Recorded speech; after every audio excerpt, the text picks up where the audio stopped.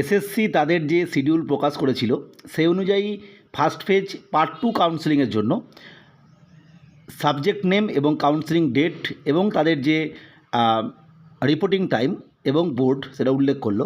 আমরা যদি দেখি যে প্রথমেই যে সাবজেক্টটা হিসেবে প্রথম দেওয়া হলো স্ট্যাটিস্টিক্স পিজি 24/3/26 10টা থেকে বোর্ড নাম্বার 1। তারপরেই আছে কম্পিউটার অ্যাপ্লিকেশান, সেটাও 24 তারিখ। এরপর আসছে 25 তারিখে নিউট্রিশন পিজি, হিন্দি পিজি 27 তারিখ, কমার্স পিজি 27 তারিখ, home management and home nursing এক্ষেত্রে রয়েছে 27 তারিখ, কমার্স পিজি 27/3, কমার্স পিজি 28/3। এখানে অবশ্যই ইন্টিমেশন দিয়ে দেবে পরবর্তী ক্ষেত্রে, ইন্টিমেশন এটা ডাউনলোড করলেই বুঝতে পারবে। এছাড়া পলিটিক্যাল সায়েন্স পিজি 1/4/26, 2/4/26 এবং 4/4/26, অর্থাৎ 3 দিনে কাউন্সেলিং হবে, যেহেতু ভ্যাকেন্সি অনেকগুলো রয়েছে। এবার কার কবে সেই কাউন্সেলিং সিকোয়েন্স নাম্বারও প্রকাশ করবে এবং তোমরা প্রত্যেকেই ইন্টিমেশন লেটার যখন ডাউনলোড করবে তখন তোমরা বুঝতে পেরে যাবে কবে কাদের থাকছে। হিস্ট্রি 2 দিন আছে, 6 এবং 7।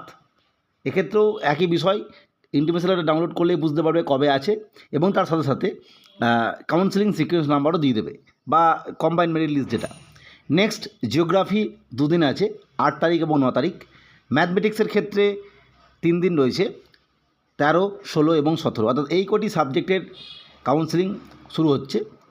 যাই হোক, পরবর্তী ক্ষেত্রে যে বাকি যে সাবজেক্টগুলো আছে সেগুলোরও হয়তো শিডিউল এসে যাবে। তো সেক্ষেত্রে একটু যেহেতু ভোটের বিষয় রয়েছে সেটা আমরা আলোচনা করেছিলাম, তোমরা দেখে নেবে, হয়তো শিডিউলটা একটু চেঞ্জ হতে পারে পরবর্তী ক্ষেত্রে, যে শিডিউল অলরেডি দিয়ে দিয়েছে যে কাউন্সেলিংয়ের জন্য সেটা।